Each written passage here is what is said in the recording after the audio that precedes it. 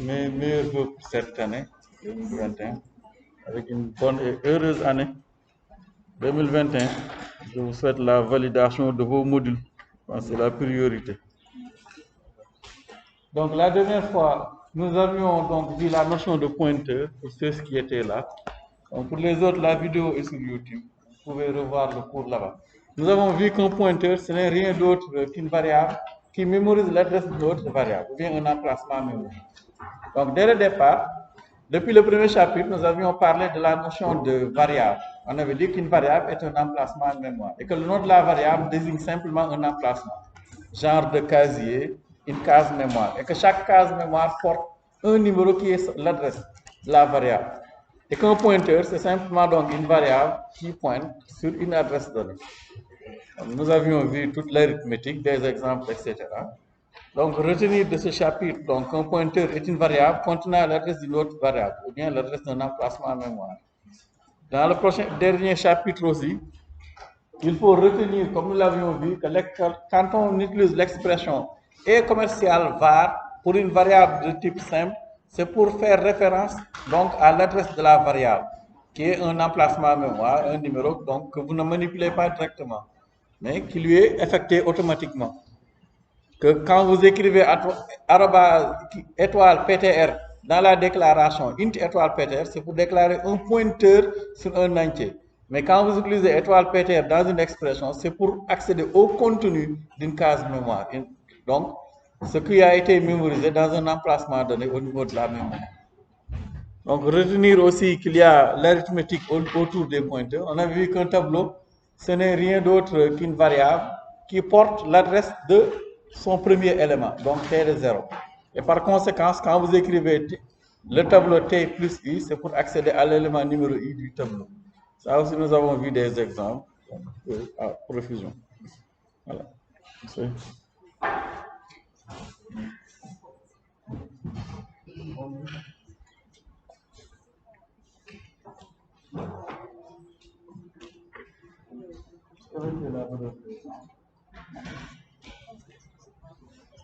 Donc, dans ce cas, B va valoir 12, c'est A13 après. C'est une post-incrémentation. On affecte d'abord A à B avant d'incrémenter A. Si c'était plus AA, dans ce cas, on incrémente d'abord A avant d'affecter la value A à B. Vous en avez parlé dans les traits post-incrémentation, dans le chapitre précédent sur les révisions. Donc, nous allons aussi voir les autres aspects qui sont liés donc à l'utilisation des pointeurs au niveau des fonctions. Puisque par défaut, quand vous passez une variable en paramètre d'une fonction, ce que nous allons voir dans le chapitre qui vient, c'est ce qu'on appelle un passage par variable. La variable, si vous faites des modifications à l'intérieur de la fonction, à la sortie, ces modifications ne vont pas être conservées. Là, nous allons voir, pour cela, on passe simplement la variable par adresse. Là, nous verrons dans le chapitre que nous allons voir tout à l'heure. Retenir aussi que les pointeurs permettent d'allouer dynamiquement de l'espace. On ne peut pas passer le temps à déclarer des pointeurs et des variables et affecter donc aux variables les adresses de aux pointeurs les adresses des variables. Ce que l'on va faire plutôt, c'est déclarer souvent des pointeurs et faire une allocation mémoire. C'est ce que nous avons vu dans la dernière partie avec malloc, que vous verrez peut-être dans le TD. Donc, dans ce chapitre, nous allons maintenant parler de la notion de fonction. La notion de fonction, elle est très importante. Donc, dans toutes les formes de programmation, vous utilisez des fonctions. Et d'ailleurs, nous avons commencé en programmation, en langage C, à utiliser forcément une fonction qui est la fonction main. Une fonction, c'est simplement une sorte de boîte noire à laquelle vous donnez des valeurs et en sortie, vous avez quelque chose. Vous pouvez avoir une fonction qui vous calcule le sinus d'un angle, une fonction qui vous calcule la somme de deux variables. Donc, en paramètre, on lui fournit des valeurs. Et en sortie, voilà, vous avez une valeur donnée. Des fois, vous avez ce que l'on appelle aussi des procédures. Ce sont des fonctions qui ne retournent rien du tout, mais qui effectuent une séquence de calculs qui sont affichés ou voilà, qui sont mémorisés quelque part, etc. Donc, c'est juste ce que nous allons voir. Les fonctions sont assez importantes parce qu'elles permettent de modulariser le code. Vous ne pouvez pas avoir un code où vous écrivez 100 ou 1000 lignes de code dans votre fonction main. souvent on sort un bloc que l'on réutilise fréquemment en dehors de la fonction main et on confie donc à ce bloc un nom. De ce fait, quand on en a besoin, on appelle simplement le bloc par son nom en lui fournissant éventuellement des arguments. Donc, c'est ce qu'on appelle des fonctions. Et comme exemple de fonction, on en a vu donc la fonction SQRT. Nous avons vu les fonctions qui sont liées aux chaînes de caractères, strlen, strcpy, strcat. Tout ça, ce sont des fonctions. Voilà, donc il y a des problèmes qui sont assez complexes et qui nécessitent d'écrire beaucoup de lignes de code, souvent aussi du code que vous répétez et que vous devez réutiliser fréquemment. Donc pour cela, bon, on ne va pas répéter, mais on va essayer de découper le code en ce que l'on appelle des sous-modules ou bien des sous-programmes. Donc les fonctions, ce sont simplement des modules d'instruction. C'est un bloc qui porte un nom, donc avec un nom, et qui permet de factoriser le code, de rendre le code maintenable, voilà, avec une meilleure lisibilité et une facilité de maintenance qui sont des critères de qualité en génie logiciel ou bien en termes de codage. Et le plus important, c'est que quand vous déclarez des fonctions, vous pourrez les réutiliser partout dans le code pour ne pas dupliquer à nouveau le code partout. Par exemple, vous avez une fonction qui peut recevoir en paramètre votre nom et simplement afficher bonjour avec votre nom. Donc, si on devait le faire 1000 fois, normalement, vous aurez dû écrire 1000 lignes printf bonjour, ou bien utiliser une boucle for. Donc, on peut simplement déclarer une fonction. Et au niveau de la fonction, on passe en paramètre le nom, qui est une variable de type chaîne de caractères. Et dedans, vous pouvez utiliser printf. Et à chaque fois que vous appellerez cette fonction, la fonction va réaliser les instructions qui seront dans son bloc. Donc, le rôle des fonctions en programmation est donc similaire à celle d'une fonction mathématique, sinus, cosinus, arctangente, etc., et tout ce qui donne les intégrales, etc. C'est simplement donc une boîte noire qui reçoit en paramètre des valeurs et fournit en sortie une valeur qui est attendue. Donc, pour la structure générale des fonctions en langage C, on écrit simplement le type de la fonction, qui peut être int, float, double, char, etc. Tous les types que nous avons vus. Cela peut aussi être un tableau. Ensuite, vous mettez le nom de la fonction, parenthèse ouvrante, et là, vous mettez la liste des paramètres et le type. Donc, à chaque fois, type, paramètre, autant de paramètres qu'il faut. Par exemple, si vous avez une fonction qui calcule la somme de deux variables reçues en paramètres et les renvoie, donc on met en paramètre les deux variables avec leur type. Ensuite, une fois ceci fait, donc on avait vu que c'est un bloc qui porte un nom, donc vous avez le nom. Là, on ouvre le bloc, accolade ouvrante, et ça se termine par accolade fermante. Bon, les accolades ouvrantes, bon, vous pouvez les mettre là, ça dépend du style de programmation ou là, peu importe. Voilà. Mais accolade ouvrante, accolade fermante, vous avez le nom de la fonction, des paramètres, le type de la fonction, et dedans, vous mettez les instructions. Ça dépend de ce que votre fonction est censée faire. Maintenant, il y a des fonctions qui retournent quelque chose. À la fin, il y a un calcul qui est effectué. On attend que la fonction retourne quelque chose. Dans ce cas, on met comme dernière instruction l'instruction return. C'est ce que vous avez vu dans la fonction main. On avait int main, entre parenthèses, accolade ouvrante, fermante. Et avant l'accolade fermante, vous avez return 0, qui indiquait simplement que le programme s'est bien terminé. Et quand il retourne autre chose, cela veut dire qu'il y a une erreur. Donc, return donne la valeur de retour. Par exemple, pour la somme de deux variables, on retourne simplement x plus y si on passe x et y en paramètres. Donc, nous verrons des exemples tout à l'heure. Donc, pour le choix du nom de la fonction, attention, le choix doit respecter les mêmes règles que le choix des noms de variables. Éviter les accents, ne doit pas commencer par un chiffre, tout ce que nous avons vu en algorithme sur les noms de variables. Voilà. Donc, pour le type de la fonction aussi, vous choisissez, ça dépend. Le type de la fonction qui est ici et doit être compatible avec le type de retour. Si vous retournez un entier, on met int ici.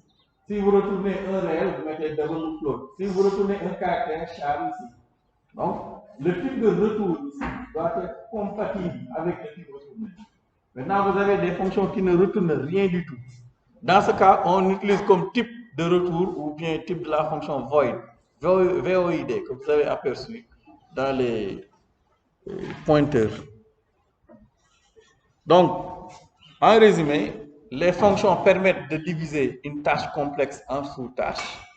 Donc, une fonction peut aussi prendre des paramètres. Une fonction peut retourner donc une valeur à l'issue donc du calcul. Et ces fonctions agissent comme des boîtes noires. Donc, c'est un bloc qui porte un nom qui est là. Vous passez un ou des paramètres au bloc et en retour, vous obtenez un certain traitement ou une valeur. Donc, vous pouvez avoir, donc, par exemple, l'exemple des fonctions prédéfinies que nous avons vu avec la librairie string.h ou bien avec la fonction random que nous avions vu avec std. Donc, par exemple, ici, vous avez une chaîne de caractères qui mémorise la suite de caractères qui forme donc le mot Moussa. Par exemple, nous avons une deuxième chaîne de caractères, copie prénom. Donc, si on utilise ici les fonctions strlen et strcpy que nous avons déjà vues, qui sont là ici. Donc là, vous voyez, la fonction porte toujours un nom et reçoit un paramètre. Et donc, cette fonction strlen, par exemple, nous avons vu dans la partie sur les chaînes de caractères, retourne la taille d'une chaîne de caractères. C'est-à-dire quel est le nombre de caractères qui compose une chaîne de caractères. Mais vous avez d'autres fonctions qui ne retournent pas de valeur, mais elles effectuent simplement un certain traitement. C'est le cas de la fonction strcpy qui va permettre de copier le contenu d'une deuxième chaîne de caractères dans la première chaîne de caractères passée en paramètre. Donc, ce sont ces deux catégories de fonctions que nous avons. Maintenant, vous pouvez écrire vos propres fonctions parce que tous les traitements qui sont à effectuer sur des variables ne sont pas prédéfinis dans les librairies. Il y a des traitements que vous devez forcément implémenter et qui comportent un certain nombre d'instructions qui sont particulières. Donc, vous avez aussi la fonction random que nous avions aussi déjà vu qui retourne donc une valeur aléatoire. Donc, attention, deux types de fonctions. Il y a des fonctions qui retournent des valeurs et des fonctions qui effectuent un traitement mais ne retournent rien. Donc, pour l'écriture d'une fonction, il y a plusieurs caractéristiques. Donc, il y a d'abord, si vous utilisez la fonction avant de l'avoir déclarée, donc c'est ce qu'on appelle ici la définition de la fonction. Parce qu'il y a plusieurs catégories dans la définition de la fonction, ou bien quand vous voulez implémenter une fonction. Par exemple, dans la fonction main, supposons que l'on appelle comme ici, donc une fonction qui calcule le maximum entre deux variables passées en paramètres. Donc, dans l'écriture normale d'un programme, on commence d'abord par faire la déclaration de la fonction. C'est ce qu'on appelle aussi le prototype de la fonction. Le prototype de la fonction, que vous reverrez aussi sous d'autres formats en programmation orientée objet. Donc, on écrit simplement le type de retour, le nom de la fonction, et ensuite vous avez les paramètres. Bon, les noms des paramètres sont optionnels. Vous pouvez simplement mettre une. C'est juste pour déclarer la fonction, pour dire que là, je vais utiliser une fonction qui a ce nom et reçoit ces paramètres et retourne tel type de valeur. Ça, c'est surtout si vous appelez la fonction avant de l'avoir déclarée, avant de l'avoir définie. Donc, vous avez mis le code de la fonction. Par exemple, si on avait mis cette partie du code avant la fonction, ce ne serait pas obligatoire. Mais en programmation normale, nous verrons dans la partie sur la modularisation. On commence d'abord par déclarer la fonction. Donc, le prototype de la fonction. Ensuite, vous définissez la fonction qui va utiliser la fonction maximum, par exemple ici. Là, on a récupéré les variables a et b avec scanf. Ensuite, on appelle ici la fonction.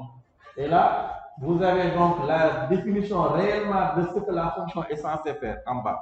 Là, on définit la fonction int max, donc même format que le prototype de la fonction qui est déclaré ici, int max. Ensuite, quels sont les paramètres? Accolade ouvrant fermant, vous mettez donc les instructions qui déterminent le maximum entre les deux et donc retour.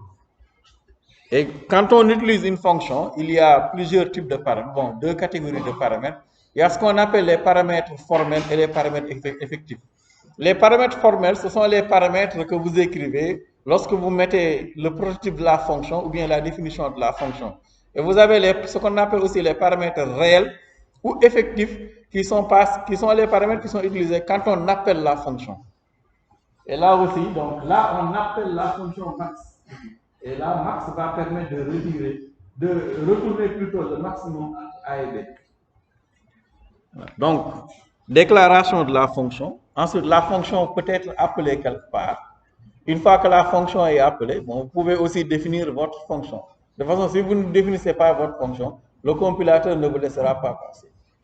Bon, des fois aussi, dans le codage, vous pouvez voir, on peut sauter la déclaration, mais en déplaçant ici la définition de la fonction avant la fonction qui appelle cette fonction. Et dans ce cas, il n'est pas évité de déclarer.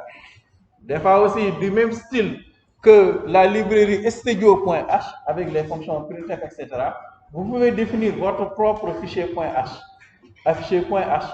Dedans, vous pouvez définir le prototype de la fonction et ensuite un fichier en langage C, comme nous allons voir dans la dernière partie, voilà, qui va permettre donc, de spécifier le code. Donc, exemple ici. Bon, il y avait une fonction. Voilà, bon, vous avez la fonction maximum ici, par exemple, bon, juste pour changer.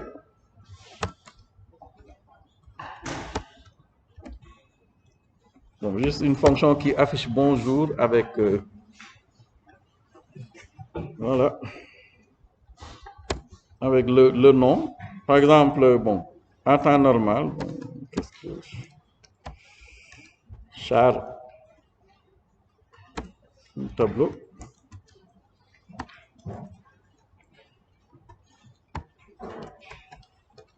L'initialiser, par exemple. Bon, je le définis sous forme de tableau.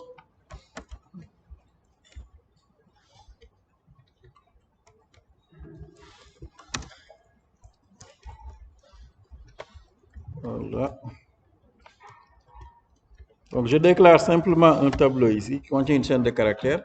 Donc, l'objectif ici est de créer finalement après une fonction qui permet, quand vous lui passez une chaîne de caractères ou bien un nom, d'afficher simplement bonjour avec le nom.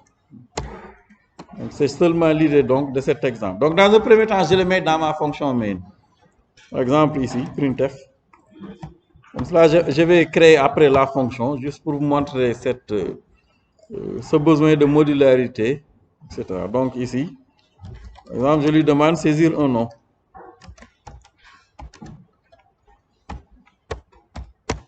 Et ensuite, mon getS, donc ch. Vous pouvez l'appeler autrement aussi. Et donc, sans utiliser une fonction, donc ce que l'on fait, c'est simplement printf. Donc, par exemple, bonjour. Voilà, avec le nom qui a été saisi. Donc, pourcentage S.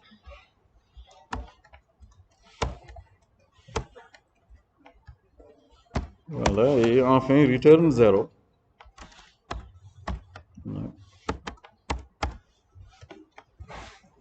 Par exemple, un exemple assez simple. Voilà, où là, il vous demande de saisir un nom. Vous pouvez saisir, par exemple, Ousmane, et il vous affiche Ousmane. Donc, la modularité, si par exemple, on devait faire la même chose, normalement, peut-être, on peut vouloir saisir le nom 2 fois pour 2 ou 3 personnes, etc., avant d'afficher bonjour. La modularité avec les fonctions va vous permettre de créer une fonction qui va contenir ces lignes-là de code, qui reçoit en paramètre donc le nom et qui, à chaque fois que vous l'appelez, va vous permettre d'afficher bonjour avec le nom. Bon, c'est un traitement simple. Vous pouvez avoir des fonctions qui vous calculent la solution d'une équation du 3e ou du 4e degré, etc. Donc, dans ce cas, pour déclarer la fonction, bon, si vous avez deux possibilités. Soit on définit le prototype de la fonction avant de l'utiliser et ensuite vous définissez la fonction après. C'est le style qui est normal. Vous pouvez aussi avoir la possibilité, généralement pour factoriser le code, où l'on définit la fonction auparavant et ensuite on l'appelle simplement. Donc, par exemple, supposons que j'ai une fonction qui affiche bonjour. Donc, je ne retourne rien du tout, donc void. Par exemple, je vais l'appeler dire bonjour. Voilà, ma fonction là reçoit en paramètre une chaîne de caractères string. Par exemple, là, je définis simplement la fonction, le prototype de la fonction. Ensuite, en bas, je vais définir réellement ce que fait ma fonction. Donc, void, cela veut dire que je ne retourne absolument rien du tout. Donc, accolade ouvrante, accolade fermante. Donc, pas de return. Voilà. Et ensuite, oups, pardon ici, j'ai mis un return. Il n'y a pas de return pour la fonction main puisque j'ai void ici. Si vous mettez return ici, vous devez mettre int. Voilà. Nous l'avons vu tout à l'heure. Donc, là, je vais simplement déplacer Donc, string, par exemple, str. Donc là, je ramène simplement l'instruction ici qui affiche bonjour. Voilà. Et là, j'ai donc ma fonction dire bonjour. Donc, je peux saisir et à chaque fois que j'appelle la fonction ici, si je lui passe en paramètre une chaîne de caractères, il va afficher bonjour avec cette chaîne de caractères. Voilà. Donc, aussi simple que cela. Juste un bloc qui effectue un traitement déterminé et le bloc porte un nom et peut recevoir en paramètre une certaine variable ou des variables qui vont permettre de constituer le traitement. Et là, quand on appelle la fonction bonjour, dire bonjour, le contenu de la variable ch sera copié dans le paramètre str. Voilà. Et donc, ce qui a été copié dedans sera utilisé pour faire l'affichage avec le nom qui a été saisi. Donc, par exemple, si on exécute ici, qu'est-ce qu'il dit encore? Unknown type, oui, string avec grand S. Qu'est-ce que je veux? Ah oui, le type. Pardon, je suis en train de réfléchir en Java.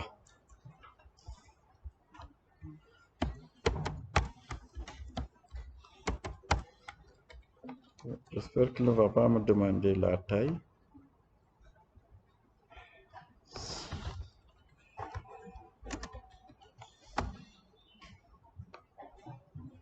Voilà. Voilà, par exemple, juste un bloc qui porte un nom. Donc là, vous avez un bloc qui porte le nom dire bonjour et ensuite, quand vous l'appelez avec le paramètre, par exemple, tout à l'heure, quand j'ai saisi Demba, donc Demba est mémorisé dans la variable ch. Donc là, il va passer en paramètre Demba qui sera mémorisé dans la variable str. Ensuite, à la ligne numéro 17, il affiche simplement bonjour avec le contenu de la variable str et qui est Demba. C'est juste tout bête, mais comme ça que l'on utilise. Par exemple, vous pouvez aussi avoir une fonction qui retourne quelque chose. Par exemple, une fonction somme qui calcule la somme de deux variables passées en paramètre. Par exemple, là, vous avez, donc je vais ne pas mettre le prototype de la fonction, mais puisque je définis ma fonction avant la fonction main qui appelle, je peux mettre le corps là-bas. Donc, c'est aussi une autre pratique. Par exemple, int x, int y. Donc, autre exemple, et là, bon, pour une fonction qui calcule la somme de deux variables, vous pouvez directement retourner x plus y. Et là, vous avez une fonction qui, à chaque fois que vous l'appelez avec deux entiers passés en paramètre, va vous retourner la somme des deux entiers. Par exemple, ici, bon, vous pouvez aussi l'utiliser directement. Bon, je déclare deux variables, int x égale à 85, bon, par exemple, y égale à n'importe quoi. Ici, la printf, la somme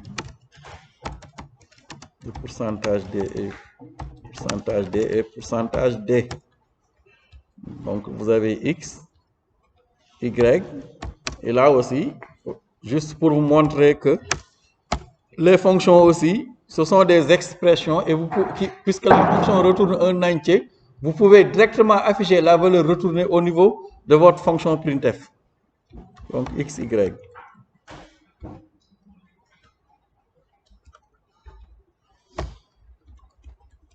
Voilà. Je mets un /n juste là. Donc, appel de la fonction somme ici. C'est ce qu'on appelle l'appel de la fonction. Et quand vous appelez une fonction, vous mettez que son nom, parenthèse ouvrante fermante, et vous mettez les paramètres. Maintenant, puisque la fonction est définie ici comme recevant deux paramètres de type entier, vous devez lui passer deux valeurs ou bien deux variables de type entier. Si vous mettez autre chose, une seule variable, ça ne marchera pas. Si vous mettez des variables de d'autres types, il va vous signaler aussi une erreur. Donc, les paramètres formels doivent être les mêmes que les paramètres effectifs. Bon. Voilà, par exemple, j'ai bien ici la somme de 58 et 855 et 913. Et vous pouvez appeler la fonction somme autant que vous le souhaitez. Donc, c'est une fonction qui est définie. Par exemple, si je mets 5 et 500 et 55, pareil. Voilà. Donc c'est juste une boîte noire qui est là. Et quand vous l'appelez avec les paramètres variables sont déjà définis. Donc, voilà, par exemple 500 et 55, il vous affiche que la somme est 555. Donc juste un bloc avec des paramètres. OK. Et le bloc porte un nom. Donc, pour la définition d'une fonction, retenez qu'une fonction a un nom. Le nom suit les mêmes règles pour l'identifiant que les règles de déclaration des variables. Une fonction reçoit des paramètres. Chaque paramètre est déclaré donc, au niveau, donc, entre les parenthèses du en mettant donc le type et le nom. Bon, le nom peut être n'importe quel nom. Donc, il n'est pas forcé de dire que le nom que vous mettez en paramètre ici doit être le même que le nom des variables. Ça n'a rien à voir que vous utilisez en appelant la fonction. Ensuite, une fonction a forcément un type de retour. Cela dépend. Si la fonction ne retourne rien du tout, donc il n'y a pas de return, on met un void ici. Si la fonction retourne quelque chose, pour le type de retour, il faut voir quel est le type des valeurs que vous retournez. Par exemple, ici, maximum étant de type entier, le maximum de deux valeurs, ou de deux variables de type entier est forcément un entier. Donc là, bon, on a comme type de retour int. Si vous regardez dans l'exemple que j'ai défini tout à l'heure, pour la somme, étant donné que la somme de deux entiers est un entier, donc le type de retour est int. Pour la fonction qui dit bonjour également, étant donné que ici je n'ai pas de return, la fonction ne retourne rien du tout. Le type de retour est void quand une fonction ne retourne rien du tout. C'est ce qu'on appelle aussi des procédures. Donc, en langage C, le type de résultat d'une fonction est un type simple, une structure ou bien un pointeur. Donc, tous les types que nous avons déjà vus. Mais le type de retour doit être compatible avec la valeur retournée. Vous ne pouvez pas retourner, par exemple, une chaîne de caractères et mettre comme type de retour int. Ça ne passera pas. Donc, attention à vérifier cela. Bon, au départ, il peut arriver que vous fassiez des erreurs. Donc, on spécifie aussi une fonction qui ne retourne rien du tout en mettant comme type de retour void, V-O-I-D, en minuscule. Comme tout à l'heure, la fonction qui affiche bonjour. Donc, vous pouvez aussi définir des fonctions secondaires à n'importe quel endroit du programme. Maintenant, si vous appelez la fonction secondaire, comme tout à l'heure, les fonctions dire bonjour, somme, donc avant donc, de les définir, dans ce cas, il faut mettre le prototype de la fonction, comme nous l'avons vu. Donc, dans l'exemple ici, puisque j'appelle la fonction dire bonjour, donc, avant de l'avoir définie, je dois auparavant, avant la fonction main ici, mettre le prototype de la fonction. Si vous ne le mettez pas, par exemple, supposons que je le commande, vous allez voir, le compilateur va vous signaler une erreur. Voilà. Il est en train de... Bien, je suis dans le projet. Mais normalement, il vous signale une erreur pour vous dire qu'il ne connaît pas la fonction dire bonjour. Okay. Donc, attention, si vous utilisez, par exemple, ici, dans la fonction main, une fonction, avant de l'avoir définie, il faut forcément mettre son prototype. Voilà. C'est dans les bonnes règles de programmation. Donc, on met le prototype juste ici, avant de mettre donc, la définition de la fonction quelque part, dans un fichier .c avec son fichier .h, ou bien en bas de la fonction main. Donc, si vous définissez par contre la fonction, avant de l'utiliser, donc pour cela, ce n'est pas la peine de mettre son prototype. Donc, attention à ces règles-là. Donc, pour définir le prototype de la fonction, on met simplement le type de retour, le nom de la fonction et entre parenthèses, les types des paramètres. Donc, int, max, int, ou bien aussi comme là, simplement dire bonjour, comme nous l'avons vu, voilà, avec le type de paramètre string pour les chaînes de caractères. Donc, les paramètres servent à échanger des données. entre le programme principal ou bien le programme qui appelle ou bien la fonction qui appelle et donc la fonction qui est appelée. Par exemple, tout à l'heure, j'ai la fonction dire bonjour qui reçoit en paramètre la chaîne de caractères, mais la valeur du nom est saisie dans la fonction main. Et la valeur là, le paramètre qui est au niveau de la fonction dire bonjour va permettre d'échanger la valeur qui est saisie dans la fonction main pour la retrouver dans la fonction dire bonjour. Donc, vous avez aussi la même chose aussi pour la fonction qui calcule la somme de deux variables. Bon, les valeurs sont définies ici dans la fonction main et les paramètres de la fonction somme vont permettre d'échanger ces valeurs-là pour que vous les retrouviez dans la fonction somme. Donc, les paramètres qui sont placés dans la déclaration, c'est ce qu'on appelle donc les paramètres formels. Et les paramètres qui sont définis dans la fonction qui appelle la fonction, comme par exemple dans la fonction main, donc c'est ce qu'on appelle des paramètres effectifs et qui contiennent les valeurs pour effectuer le traitement. Maintenant, le nombre de paramètres formels doit être le même que le nombre de paramètres effectifs. Par exemple, cette fonction reçoit deux paramètres x et y.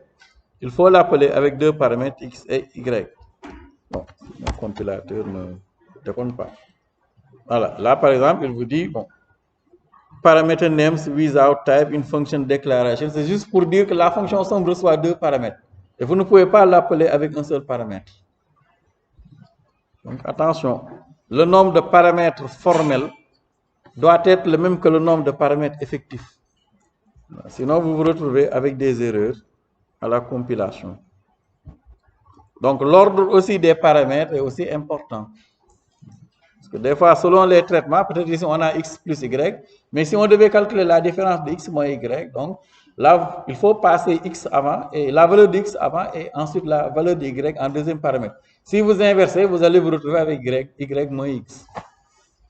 Donc attention à passer le nombre de paramètres qu'il faut, attention que les types soient compatibles, et à passer donc les paramètres dans l'ordre qu'il faut.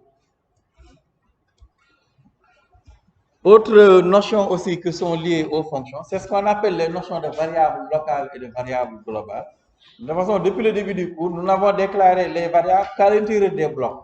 Ça, c'est ce qu'on appelle les variables locales. Quand une variable est locale, la variable n'est visible que dans le bloc où la variable est déclarée, l'accolade ouvrante et fermante. Et quand vous sortez du bloc, cette variable n'est plus visible. Par exemple, tout à l'heure, dans la fonction qui calcule le maximum entre deux variables, et même dans la fonction min, vous voyez ici, nous avons trois variables, A, B et valmax. Ces trois variables, A, B et valmax, ne sont valables que dans le bloc, entre accolade ouvrante et fermante. Dès que vous sortez de cette accolade fermante, donc du bloc de la fonction main, les variables A, B et valmax ne seront plus visibles. Et là, on dit que A, B et valmax sont des variables locales à la fonction main. C'est la même chose aussi pour les variables maximum V1 et V2. Ce sont des variables ici qui ne sont visibles que dans la fonction max, entre accolade ouvrante et fermante. Et quand vous sortez de ce bloc, V1 et V2 sont inconnus.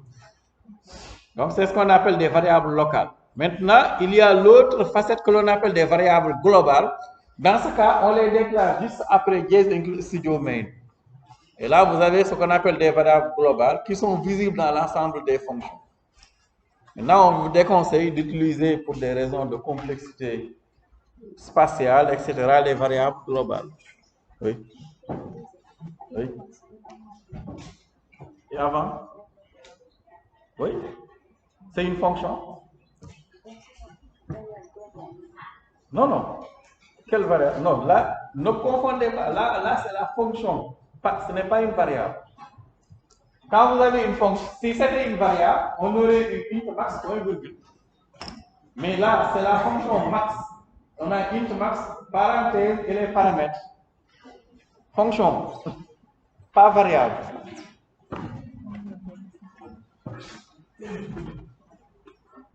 Donc, attention ici, ne confondez pas. Max ici est une fonction, pas une variable.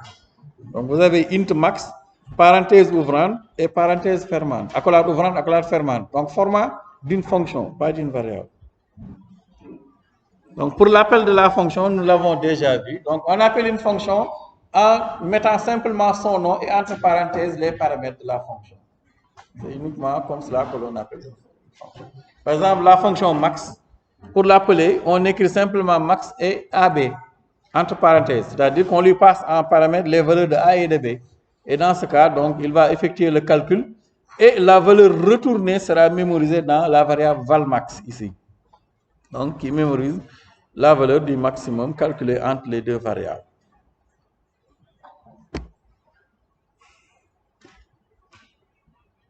Donc, attention, comme je vous le disais tout à l'heure, quand vous passez en paramètre des valeurs ou bien des variables dans une fonction, faites attention, les valeurs qui seront mémorisées pour ces paramètres que vous passez en paramètre d'une fonction ne vont pas être effectifs quand vous sortirez de la fonction.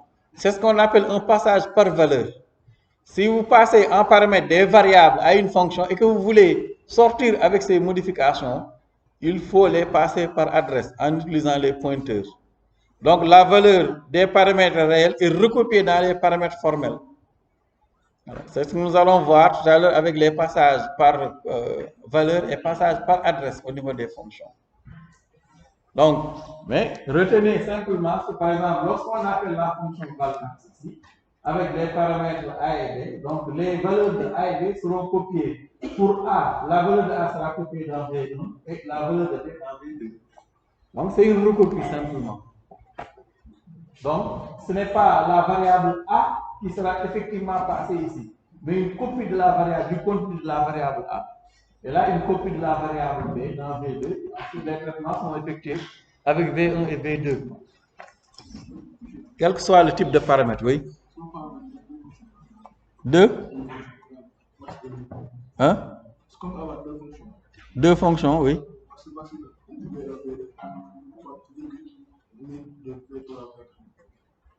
Oui, on peut avoir plusieurs fonctions, si j'ai bien compris. Par exemple, ici, j'ai deux fonctions, je pense, hein, j'ai la fonction somme et dire bonjour. Je ne sais pas si c'est ce que tu dis ou bien. Vous pouvez avoir autant de fonctions que vous voulez, ça dépend des traitements. Dans un programme normal, vous pouvez avoir des dizaines de fonctions, ça dépend seulement de ce qu'on demande de faire. Par exemple, ici, j'ai trois fonctions. Vous avez la fonction dire bonjour, la fonction somme et la fonction main. Donc, le nombre de fonctions dépend de ce qu'on vous demande ou ce que le programme est censé faire.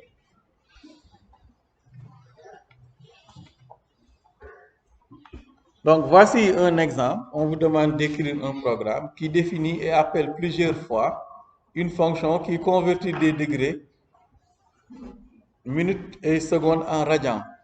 Donc, la formule pour convertir donc une mesure en degrés, minutes et secondes, je pense que c'est la mesure d'un angle. Donc, pour l'avoir, la valeur équivalente en radians, on prend pi divisé par 180, que l'on multiplie par le nombre de degrés, plus le nombre de minutes sur 60 et le nombre de secondes sur 360. Donc, juste définir la fonction. Bon, ici, on peut voir que pour retourner cette valeur, normalement, puisqu'on divise pi par 380, non. Ici, on se retrouve avec un double ou bien un float. Donc, vous aurez float, ensuite le nom de la fonction, radian, ou vous l'appelez comme vous voulez. Et la fonction doit recevoir ici une, deux, trois paramètres.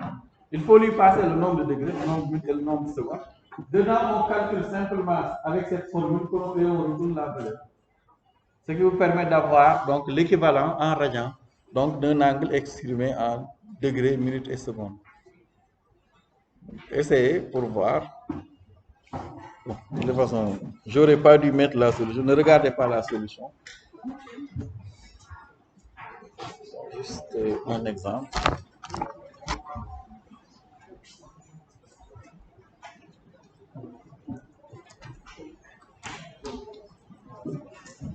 Juste 5 minutes. Ça va permettre de voir les erreurs d'évangile.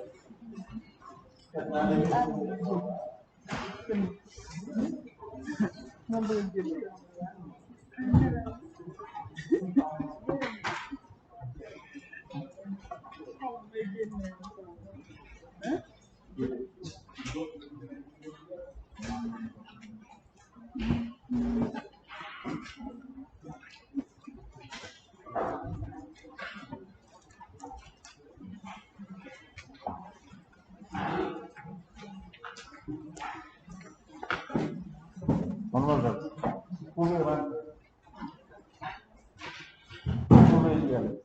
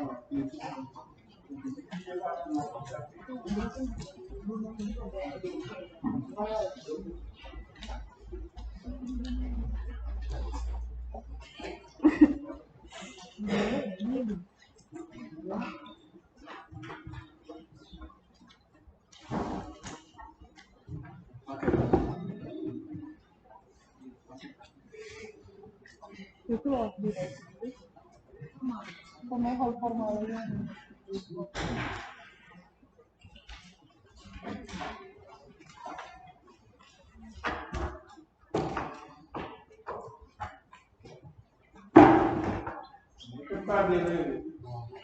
Peut-être si vous utilisez la valeur prédéfinie de type, vous avez besoin de la librairie mat.h. Mais sinon, ce n'est pas la peine.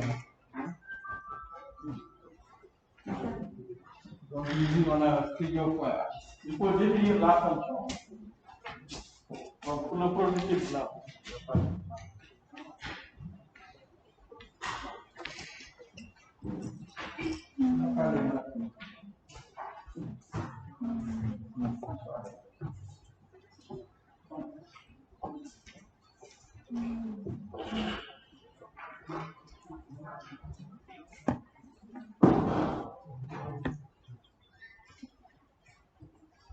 Il faut voir quel est le type retourné. Bon, normalement, il soit double ou cross. Ensuite, il y a le nom de la fonction. Vous pouvez l'appeler radian. Ensuite, parenthèse, il faut lui passer des paramètres. Et vous allez toujours appeler la fermant. Après la fermant, c'est un buteur. Là, qui retourne la valeur.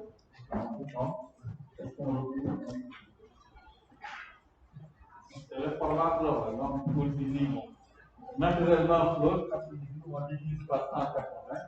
Ce n'est pas un float ou double. Vous utilisez donc. Pour le nom de la fonction aussi, vous mettez le nom comme vous voulez. Voilà. Là, puisque c'est radian, pour que cela soit contextuel, j'ai mis radian. Vous pouvez l'appeler autrement. Maintenant, vous avez plusieurs paramètres, degré, minute et seconde. Ici, l'angle est un réel. Degré, ensuite, degré, float, minute. Bon. Il est pour le suivre. Il est pour le dëgg. C'est seconde, S.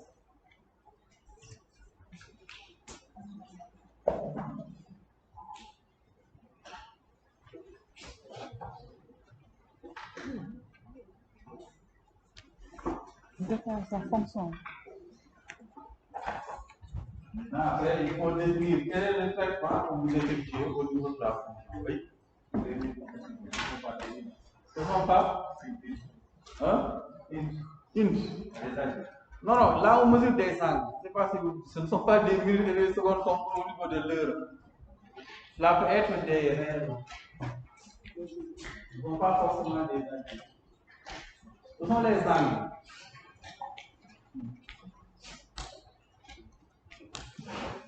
Les angles de quelque chose. Mais étant donné que l'on n'a rien précisé, si vous mettez une chose, ce n'est pas grave. Mais ces valeurs peuvent être des réels.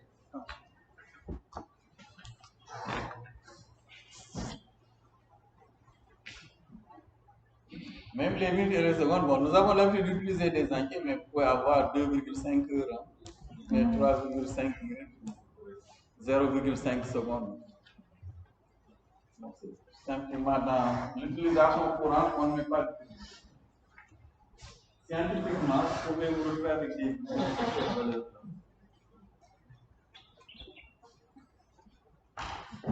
Donc, comment est-ce qu'on met maintenant, il faut définir les instructions qui vont vous permettre de calculer le radian, donc de ces trois paramètres en degrés et secondes. Pour cela, qu'est-ce qu'on fait, par exemple? On fait du travail. Pour les instructions. On saisit le nombre de bits. Hein? Non, ici, on ne saisit pas. Je définis ici la fonction qui fait le calcul. Là, la fonction reçoit un paramètre 3 valeurs G, M, S, dans les variables G, M, S. La saisie doit s'effectuer dans la fonction main, pas ici. Là, ce n'est que la fonction qui reçoit un paramètre, un certain nombre de degrés de secondes et fait le calcul. Donc, ici, on ne saisit pas. Donc, on calcule simplement avec la formule. Donc, soit vous déclarez une variable et vous faites le calcul dans la variable pour vous, et puis vous retenez une autre fois pour vous, D divisé, pi divisé par 180 plus degrés plus 1660 et secondes sur 3600. Par exemple, ici, vous pouvez déclarer une variable, float, val ou quelque chose, et la val, vous mettez donc pi, soit vous utilisez m underscore pi de math.h, mais 3.14. Divisé par combien? 180. Là, que vous multipliez par d, plus, peut-être mm, divisé par combien? 60, plus s divisé par combien? À vérifier, ça ne va pas poser des problèmes avec la division avec les maths. Et là, on retrouve simplement pas. Ça rejoint la définition que je vous avais donnée pour dire qu'une fonction est une boîte noire, simplement. La fonction reçoit un paramètre des valeurs, effectue un certain nombre de traitements et vous retrouvez le résultat. Vous pouvez même quand vous utilisez des fonctions comme strlen, comme strcat, vous ne savez même pas qu'est-ce qu'il y a dedans, mais c'est simplement une fonctionnalité qui est là. On les appelle aussi des fois de manière plus évoluée, ça rejoint une métier. En entrée, vous fournissez des valeurs et en sortie, vous retrouvez quelque chose. Après, vous pouvez définir votre fonction main. Voilà, et là, vous pouvez saisir ces valeurs-là. Par exemple, vous pouvez déclarer les variables. Degré, unité, seconde. Ensuite, les saisir.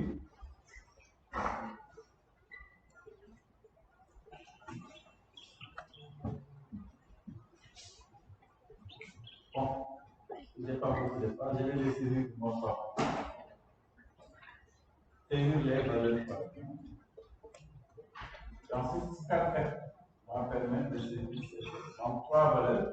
Bon, je vous déconseille. Il faut les séparer pour gagner de l'espace. Là, vous avez des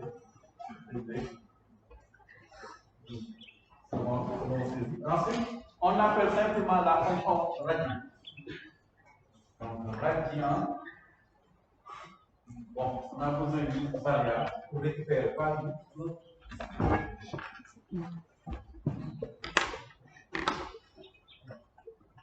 L'appeler RAD. Et dans RAD, je récupère l'appel de la fonction radian. Et qui reçoit en paramètre le nombre de degrés, le nombre de minutes et le second signe. Et ensuite, vous pouvez afficher le nombre de références conservé.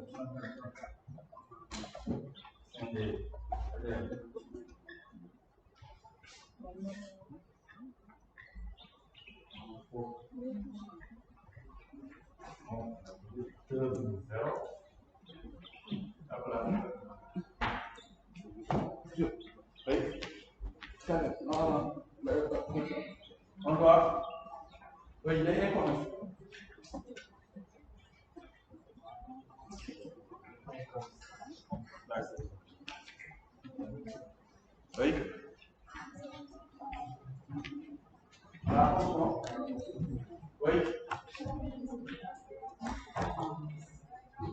Si c'est défini après la fonction radian, on peut l'écrire ici. Vous pouvez aussi l'écrire avant la fonction radian. Mais dans ce cas, vous devez mettre le prototype de la fonction. Bon, ici, je suppose que j'ai écrit d'abord la fonction, avant la fonction main. Mais si vous écrivez la fonction main et ensuite la fonction radian, il faut mettre le prototype de la fonction radian. Et dans ce cas, on met radian avec float 3 fois.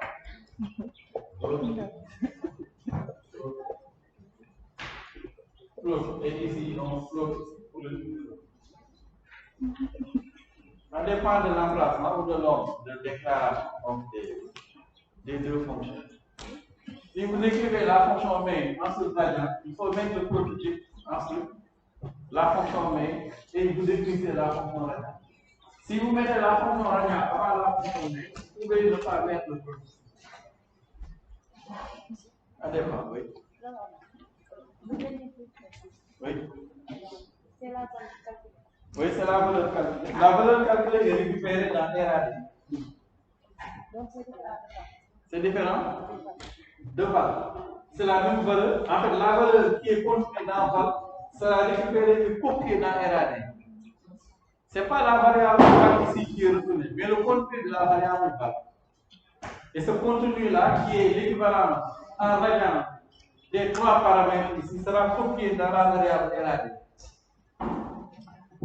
C'est une fonction, vous lui passez des valeurs et la fonction retourne une valeur. Et ici, la valeur est mémorisée. On pouvait aussi afficher directement la valeur et ne pas la mémoriser dans une variable. Donc, une fonction reçoit des paramètres, effectue un calcul et peut retrouver une valeur. Maintenant, quand on appelle la fonction ici, les valeurs qui sont saisies dans des DEC, min, sec seront copiées aussi dans les variables D, M, min et S. MNS. Ensuite, on calcule l'équivalent ici, qui doit être retourné dans une variable, et là, on retourne simplement la valeur. Et la valeur est mémorisée dans la variable RN. Là, quand on appelle la fonction. Fonction type, nom de la fonction, des paramètres. Oui. De déclarer. Quand vous déclarez des fonctions, ça permet de modulariser le code, mais aussi de pouvoir avoir un bloc qui porte un nom que vous pouvez appeler n'importe quel nom de quoi que vous souhaitez. Donc, normalement, à chaque fois que l'on doit calculer la valeur de l'équivalent en radian de trois valeurs donc, qui constituent le degré, les minutes et les secondes, on doit écrire donc le même type code. Là, au moins, cela permet de ne pas dupliquer le code. Quand on a besoin d'exécuter le même code, on appelle simplement radian avec les paramètres. Donc, pour ne pas dupliquer le code. C'est comme les fonctions suisses, les fonctions suisses, ou bien la fonction printf.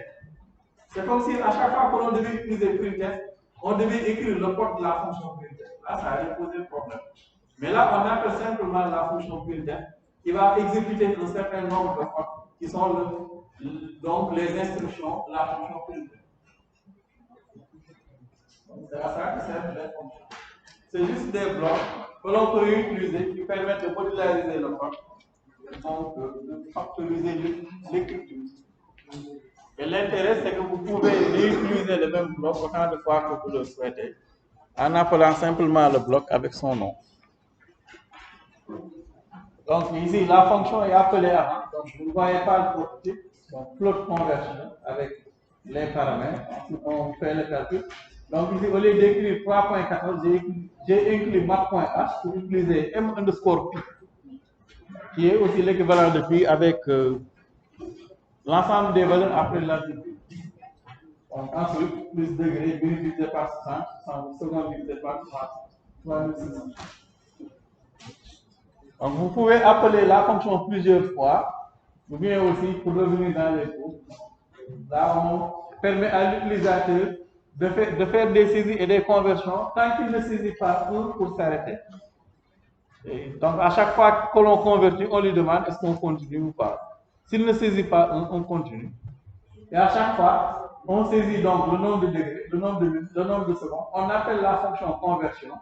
en lui passant les 3 valeurs saisies, donc qui seront recopiées aussi dans les paramètres.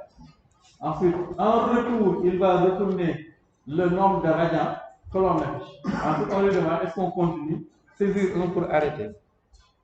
Et quand il saisit 1, donc la boucle s'arrête, oui.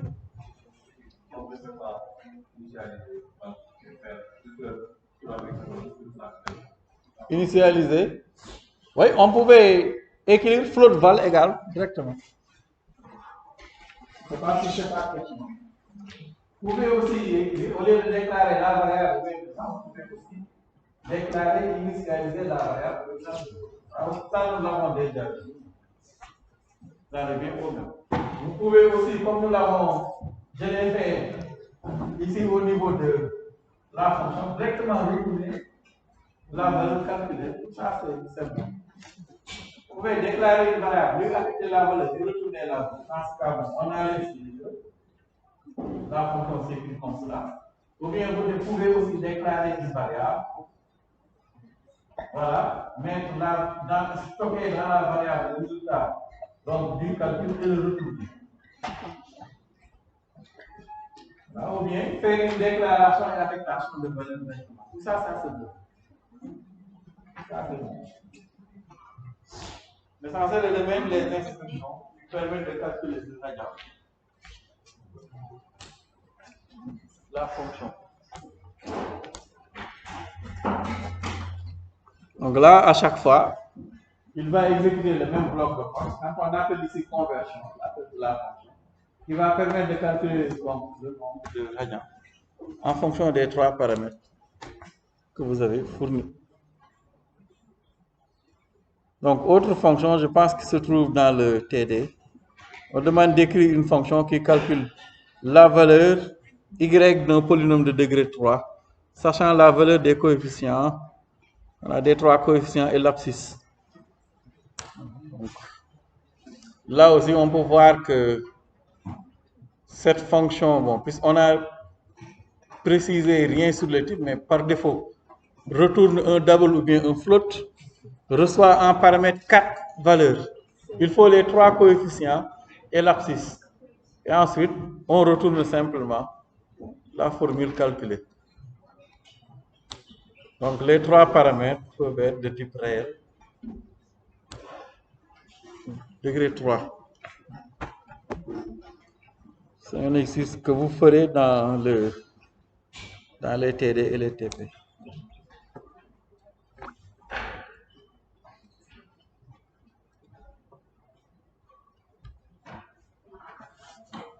Maintenant, attention à ce piège-là, sur lequel vous tombez la première fois. Ce n'est pas grave. C'est de faire attention, je vous l'avais tantôt dit dans une partie précédente, que le passage par valeur ne modifie absolument pas les valeurs, ou bien les modifications que vous allez effectuer sur les paramètres ne seront pas conservées à la sortie de l'exécution de la fonction. Par exemple, vous voyez ici, vous avez une fonction incrément qui reçoit ici en paramètre une variable selon val, int val. Et dedans, on met seulement dans val. Supposons que dans la fonction main, vous déclarez une variable v, donc qui reçoit 12. Si vous appelez la fonction, bon, si ce n'était pas une fonction, si c'était des instructions qu'on avait mis ici, normalement, v doit valoir combien à la sortie? 13. Mais v ne va pas valoir 13. C'est parce que nous l'avons vu, quand vous appelez par valeur une fonction, vous ne faites qu'une recopie de la valeur de v dans la variable val. Dans la fonction ici, val va valoir 13. Mais quand vous sortirez, v va toujours valoir 12.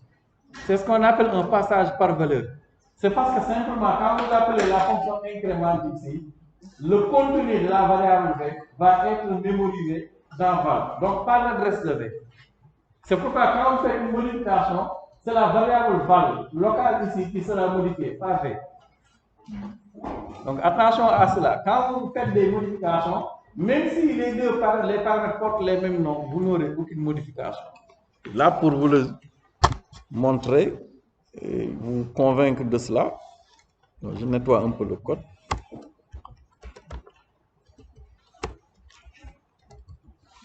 Supposons par exemple que j'ai une fonction qui ne retourne rien du tout, incrémentée.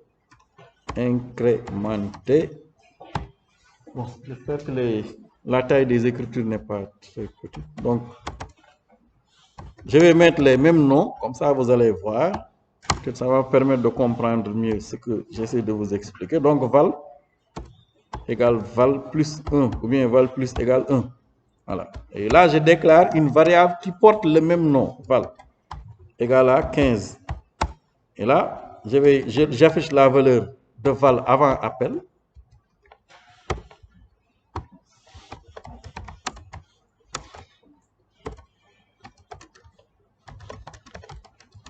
Avant appel de la fonction, donc pourcentage D,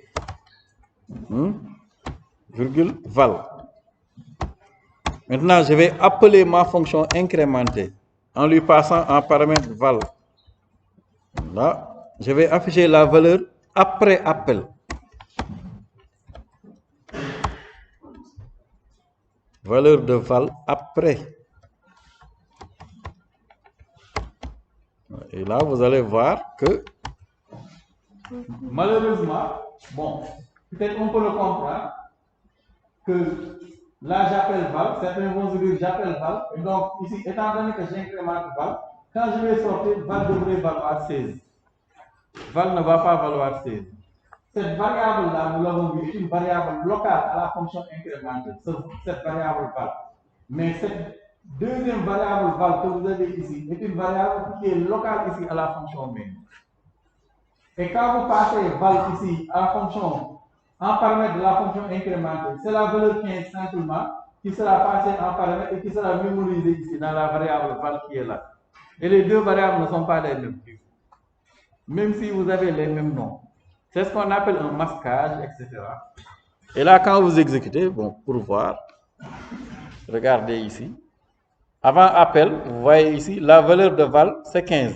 Et après appel aussi, val vaut 15. Donc, pas de modification. /n.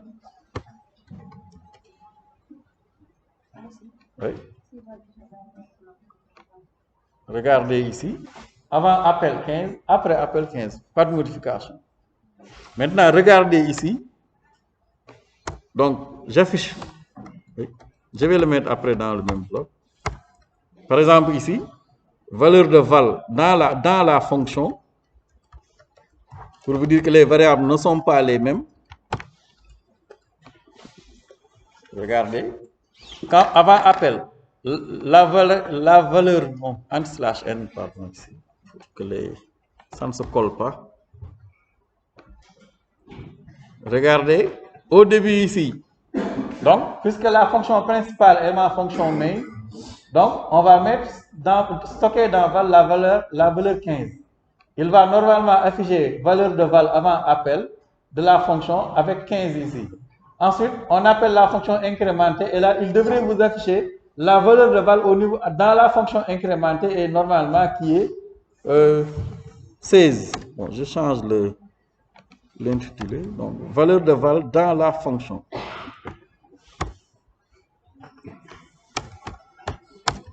Voilà, dans la fonction incrémentée. Et regardez.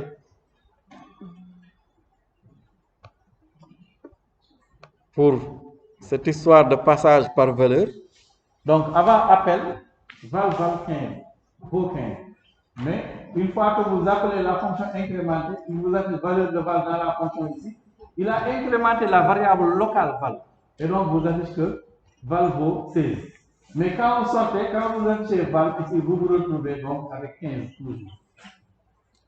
Là, cela revient à la notion de variable locale et variable globale.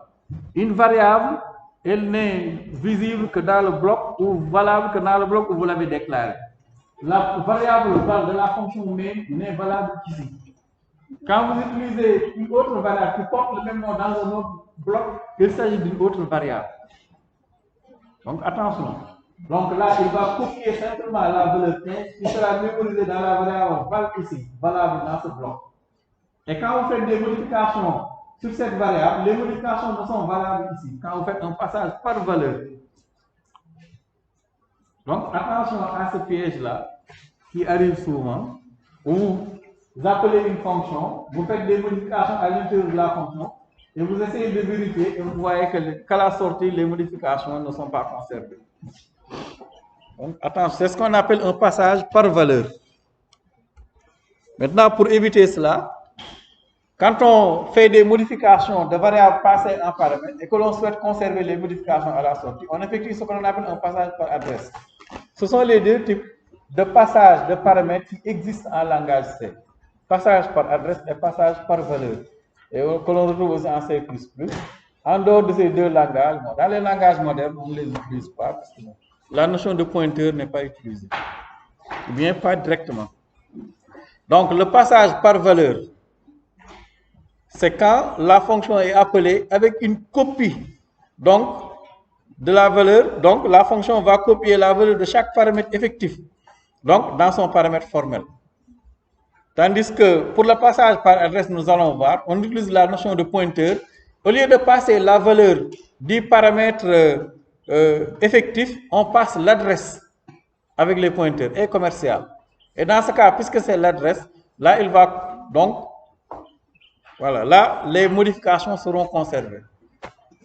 Donc là, vous avez un pointeur qui pointe sur l'adresse mémoire. Et quand vous faites une modification, la modification est directement écrite au niveau de l'emplacement mémoire. Donc, pour l'exemple de ça, par exemple, incrémenté, ici avec deux variables x et y. Et quand vous sortez, bon, si vous appelez la même fonction, donc les valeurs de x et y demeurent et ne changent pas. Maintenant, pour un appel, une transmission de valeurs par adresse, on utilise donc les pointeurs et on appelle la fonction en mettant l'adresse de chaque variable. Donc, ici, pour un passage par adresse, on change un peu les choses. Donc, on passe en paramètre un pointeur. Donc, vous mettez étoile au niveau du paramètre qui est modifié et dont les modifications donc, sont à conserver à la sortie. Et quand on met étoile, on met aussi étoile ici, val, égale étoile val plus 1. Donc, on avait vu la dernière fois, quand on écrit étoile val, c'est pour accéder au contenu de la case mémoire. Donc, pointé ou référé par le pointeur, référencé par le pointeur. Donc là, étoile val. Et quand on appelle la fonction, il faut mettre ici et commercial, l'adresse de la variable, pointeur. Et dans ce cas, vous allez voir que les modifications seront conservées à la sortie. Regardez maintenant. Avant appel 15. Bon, dans la fonction, vous avez 16. Et quand vous sortez, vous avez maintenant dans val 16. C'est parce qu'on a passé en paramètre de la fonction l'adresse de la variable. Et quand vous passez l'adresse de la variable, donc là, vous avez accès à la variable et pas une copie du contenu de la variable. Donc, passage par adresse. Et là, naturellement, bon, on ne l'effectue que quand peut-être vous ne voulez pas faire de return. Mais la manière la plus simple pour ne pas utiliser les pointeurs, c'est simplement de retourner val et de l'affecter à nouveau à la variable qui est locale là-bas. Comme nous l'avons donc déjà fait dans d'autres exemples.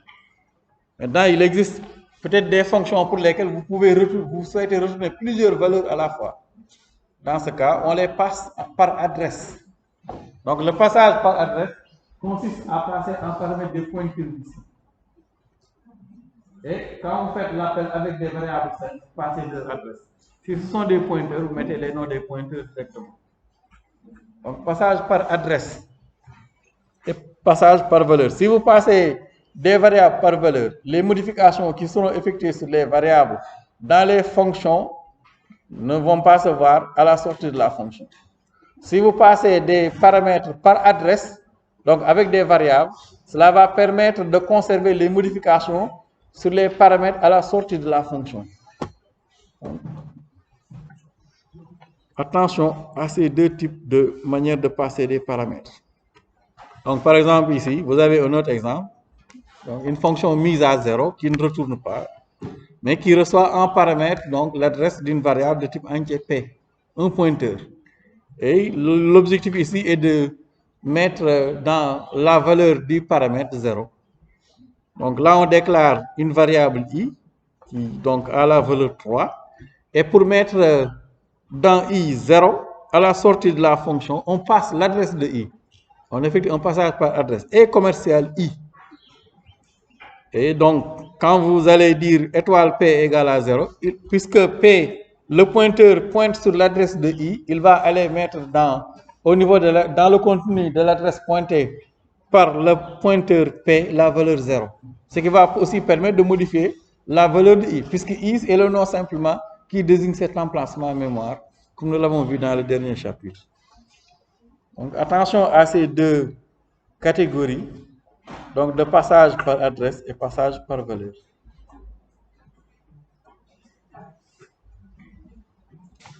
Donc, naturellement aussi, nous l'avons déjà vu, donc une variable locale peut masquer une autre variable.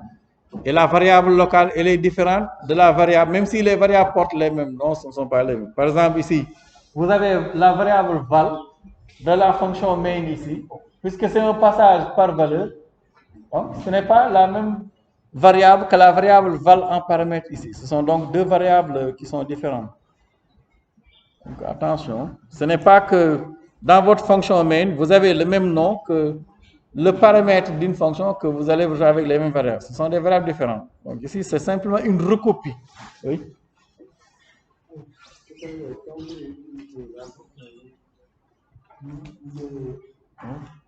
Mise à 0. Oui. Oui.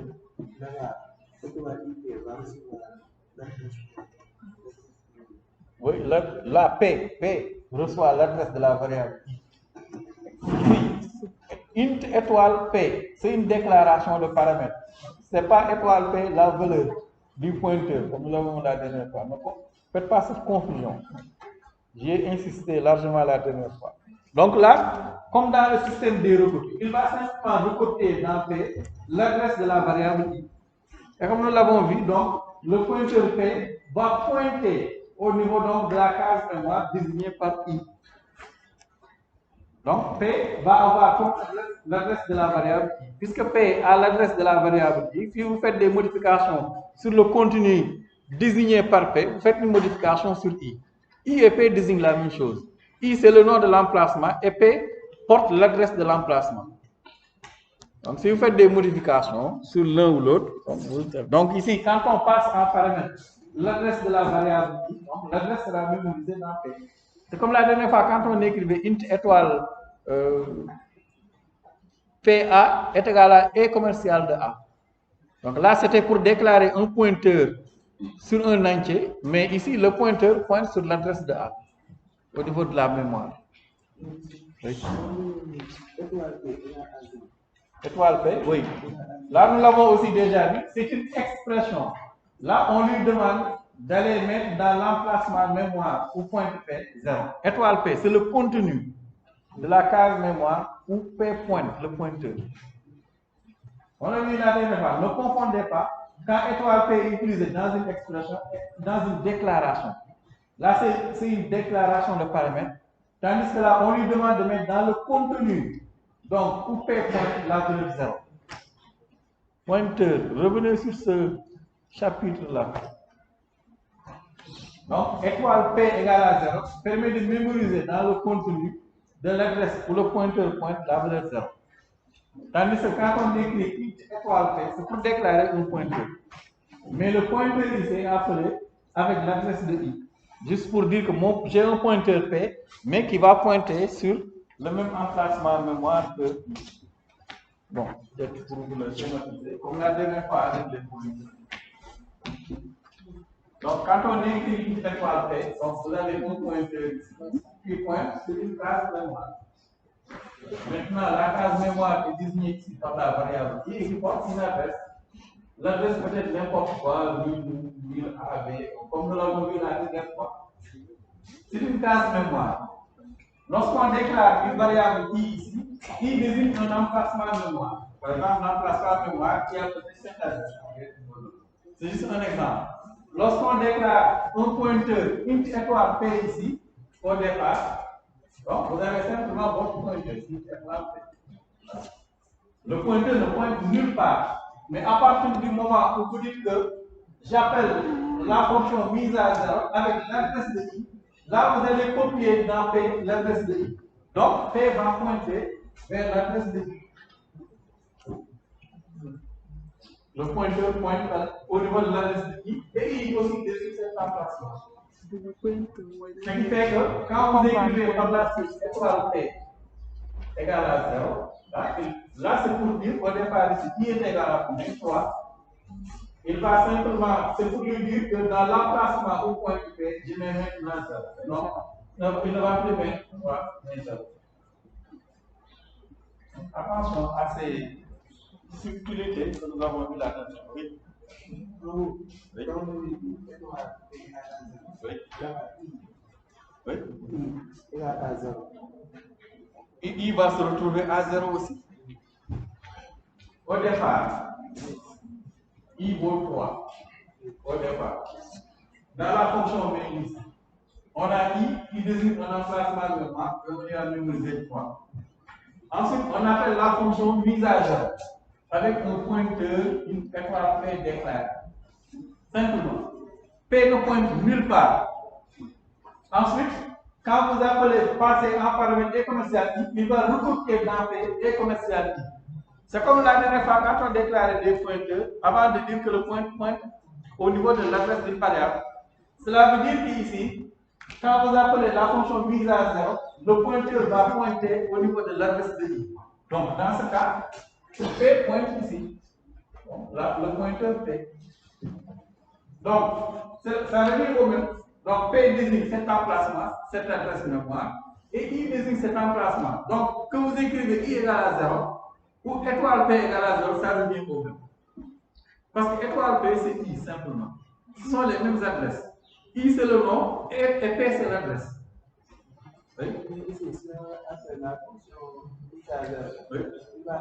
Cette fonction va changer la valeur de I. Oui, il change la valeur de l'emplacement mémoire, donc la valeur de I. Et P ici, c'est l'adresse. Et I, c'est le nom. Donc, si vous changez le contenu qui est à l'adresse, ou bien vous prenez le nom et vous dites que maintenant, par ce nom, je mets autre chose, ça revient au même. Quand vous écrivez I égale à 0, c'est la même chose, nous l'avons vu la dernière fois. Écrire étoile P égale à 0. Non. Ça revient au même. C'est parce qu'ici, I désigne l'emplacement mémoire qui a pour adresse, par exemple, 100 AB, et P désigne l'emplacement mémoire qui a pour adresse 100 AB. Donc, que vous modifiez le contenu de la case mémoire pointée par P, que vous modifiez le nom de l'emplacement mémoire désigné par P, ça revient au même. C'est comme si on dit, bon, on a fait le pont de Saint-Louis-en-Vert, et bien on a fait le pont de, comment on appelle encore, de Dakar en Versailles, ça désigne le même emplacement.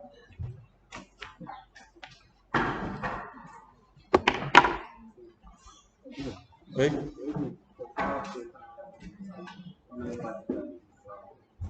C'est parce qu'on a passé l'adresse de I en paramètre de la fonction. Je vous l'ai expliqué tout à l'heure. Regardez ici. Au départ, avant la ligne numéro 8, P ne pointe nulle part. C'est simplement une fonction. C'est à partir de la ligne numéro 9 où vous écrivez mise à 0 de l'adresse de I. Là, vous lui demandez maintenant, au niveau du paramètre mise à 0, de mettre adresse de I comme valeur. Dans ce cas, la valeur de P ici, ce sera adresse de I. C'est à partir de la ligne 9 où P va désigner le même emplacement que I. Mais avant la ligne 9, P ne désigne nulle part.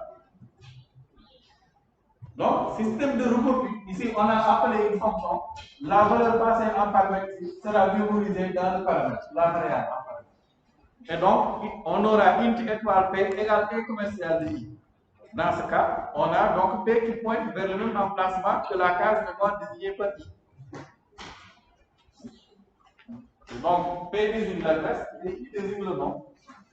Donc, vous modifiez le contenu de l'adresse désigné par P, ou bien le nom que désigne I, ça revient au même. Ce sont les mêmes emplacements.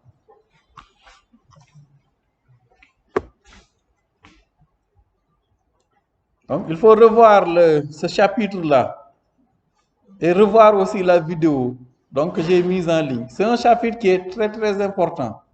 La première fois, je vous l'ai dit là, même si vous revoyez la vidéo, qui est assez déroutant. Et c'est un peu le chapitre bête noire des étudiants. Donc, vous avez intérêt à revoir ce chapitre.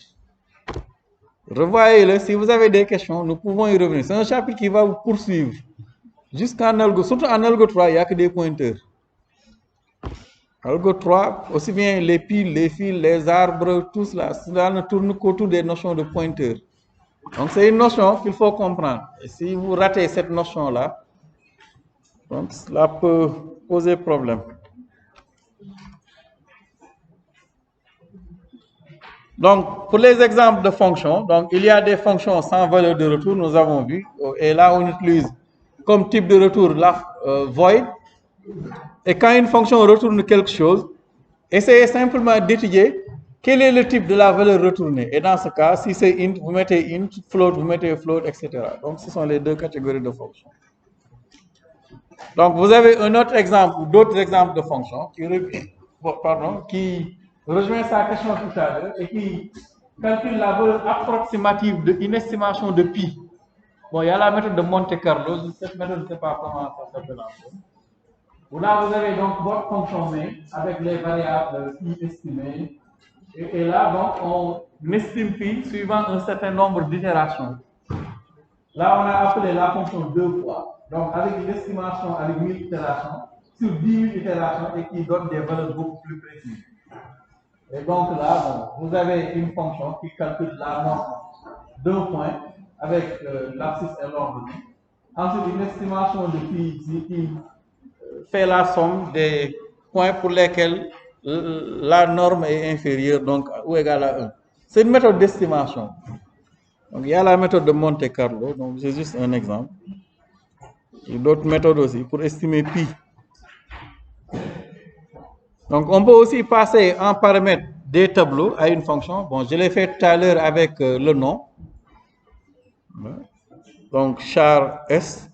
Donc, quand vous passez en paramètre un tableau, dans une fonction, vous n'êtes pas tenu de préciser la taille de la fonction. Si, bien sûr, vous ne parcourez pas la fonction. Donc, char S, par exemple, ici, qui permet simplement de vérifier est-ce qu'une chaîne de caractères passée en paramètre de la fonction isPalindrome est un palindrome ou pas. Donc, un algo et un programme que vous avez déjà écrit en langage. Là, à l'intérieur, vous avez la fonction isPalindrome qui retourne une unité. Donc, on récupère la longueur de la chaîne de caractères, on le parcourt jusqu'à sa moitié. On fait des comparaisons entre les extrémités et si ce sont les mêmes, c'est bon, c'est un palindrome. Si on tombe sur deux caractères qui sont symétriques, donc au niveau de la chaîne, et qui ne sont pas les mêmes, on retourne false. Ce n'est pas un palindrome. Bon, un exemple que vous pouvez aussi implémenter après. Mais l'important ici, c'est le passage en paramètre du tableau de caractères char. Donc, on peut aussi passer des tableaux qui sont beaucoup plus complexes. Par exemple, là, vous avez un vecteur et là, on calcule simplement donc la moyenne du vecteur passé en paramètre. Donc, un tableau a une dimension. Donc, vous avez l'appel ici.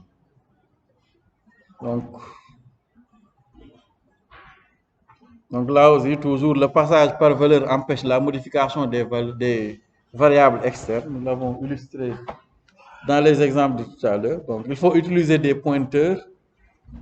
Et quand vous utilisez les pointeurs, vous passez donc l'adresse de la variable. Et dans ce cas, la modification sera conservée à la sortie sur la variable que vous avez passée en paramètre.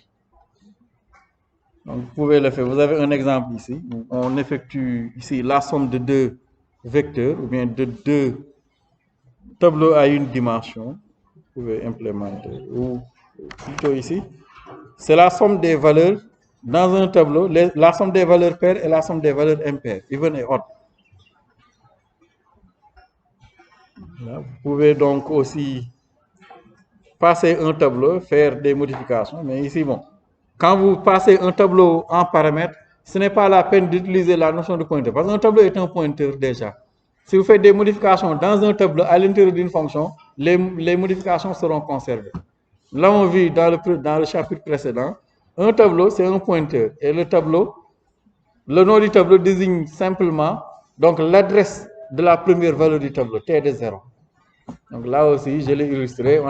J'ai implémenté l'exemple que vous avez vu pour vérifier que les adresses sont les mêmes. Maintenant, la fonction main est de type int, vous l'avez déjà vu. C'est pourquoi vous avez un return 0. 0 est un entier. Et par défaut, la fonction main, quand tout se passe bien, retourne 0. Et si vous avez une exécution où ça ne se passe pas bien, il y a une erreur, etc., il va vous retourner une autre valeur que 0. Cela peut être 1, 2, bon, ça dépend. Ce sont des codes d'erreur, simplement. Et la fonction main aussi peut recevoir des paramètres. Et quand la fonction main, bien sûr, ne retourne rien du tout, on met void. Et quand vous mettez void main, dans ce cas, vous ne mettez pas de return à la fin. Donc, en paramètre de la fonction aussi, on peut mettre des arguments. C'est pas comme par exemple, c'est la même chose quand vous écrivez dire étoile point étoile. Je ne sais pas si vous êtes allé sur la console. Ou bien del étoile point étoile. Vous n'utilisez pas vous n'avez pas encore utilisé la console. La fenêtre noire là, MS-DOS. Bon, vous verrez. Ce sont ces types de commandes-là. Des fois, on écrit un programme, mais on va aller dans le DOS pour appeler le programme en passant des paramètres. Et ça, c'est à cela que servent les argc et argv, que vous verrez en programmation 3 en détail. Donc, argc désigne le nombre d'arguments et argv donc le tableau des autres arguments. Par exemple, quand j'écris dire étoile point étoile, qui permet de lister le contenu d'un répertoire, la fonction se nomme dire ou le programme, et il y a un seul paramètre qui est étoile point étoile qui désigne tous les fichiers, quel que soit le nom, quelle que soit l'extension. Donc, pour les variables globales et locales, même chose, c'est une répétition. Une variable locale est une variable déclarée dans un bloc. Cette variable, elle n'est visible que dans le bloc. Tandis que quand vous avez une variable globale, elle est déclarée juste après dièse inclus studio.h. Et dans ce cas, vous avez une variable visible partout, dans tout le programme. Donc, par exemple, ici, depuis le départ, en fait, nous n'avons déclaré que des variables locales dans la fonction main. Mais vous pouvez aussi déclarer des variables globales. Dans ce cas, c'est le cas ici de x, y, somme et produit, au niveau de la ligne 2. Ces 4 variables-là sont visibles dans tout le programme. Par exemple, ici, c'est pourquoi vous voyez ici, on calcule somme et produit sans pour autant les mettre en paramètre de la fonction, parce que ce sont des variables globales. C'est la variable somme que l'on a déclarée ici qui est visible là et produit, et donc qui permet d'afficher la somme et le produit. Donc, si vous ne les déclarez pas comme des variables globales, vous les passez simplement par adresse. Donc, variable globale, donc déclarée en dehors de tout bloc. Et variable locale, déclarée donc dans un bloc. X, y sont les variables locales à la fonction calculée. Vous avez donc somme x, y, produit qui sont des variables globales qui sont déclarées globalement et qui sont visibles partout dans le programme. Là, on vous déconseille cependant d'utiliser les variables globales. Voilà, sont déconseillées. Et enfin, la programmation modulaire. Parce que quand on écrit un programme, bon, il est difficile de se retrouver dans un seul fichier avec 1002 lignes de code. Des fois, les programmes dans la vie réelle font des millions de lignes de code que l'on écrit. Donc, si vous prenez un seul fichier avec des millions de lignes de code, ça pose problème. Parce que quand il y a des erreurs, vous allez avoir des difficultés à retrouver vos erreurs. Et des fois, vous avez des codes ou une partie voilà, qui reviennent donc sur les mêmes fonctionnalités, sur l'interface aux machines ou bien sur le code métier, etc., qu'il faut regrouper. Et dans ce cas, en bonne pratique de la programmation, on utilise ce que l'on appelle la programmation modulaire, où il faut avoir plusieurs fichiers. C'est le cas, par exemple, quand on écrit notre programme, vous avez vu, on importe les librairies studio.h, studio.h, malloc.h, mat.h.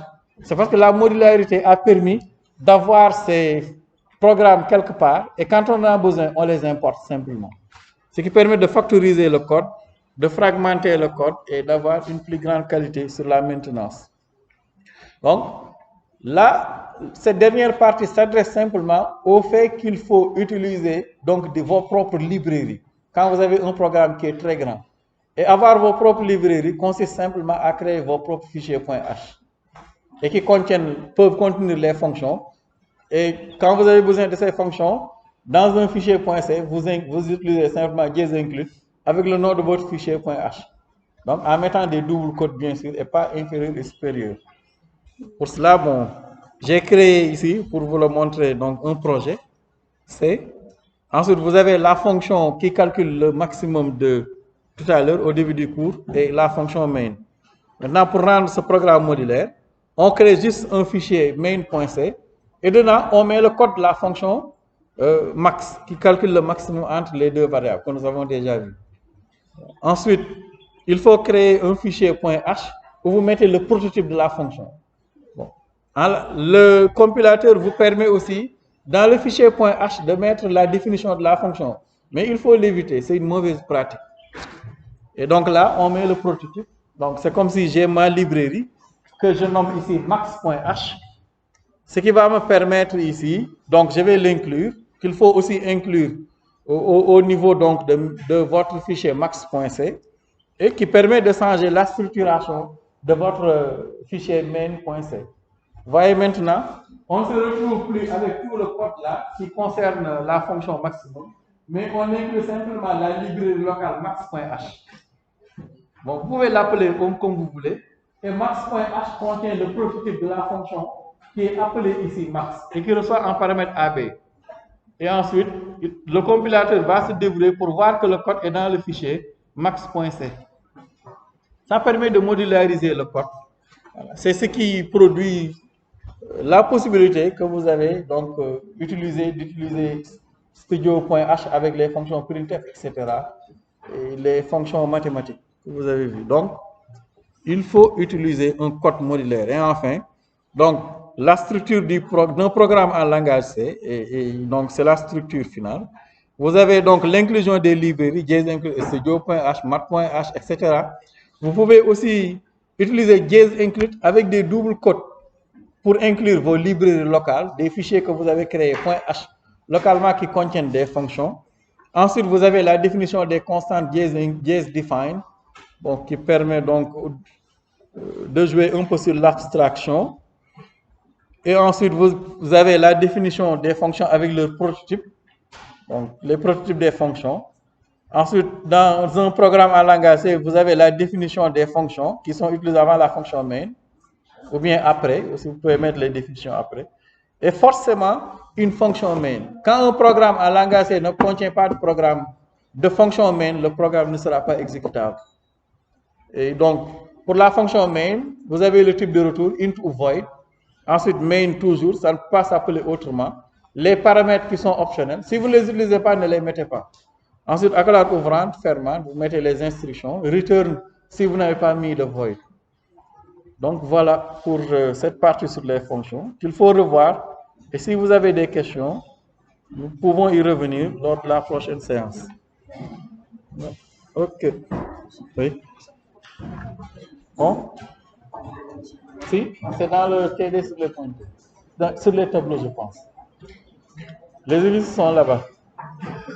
Je pense que c'est dans le TD sur les tableaux. Ou sur les pointeurs. Les exercices sont là-bas.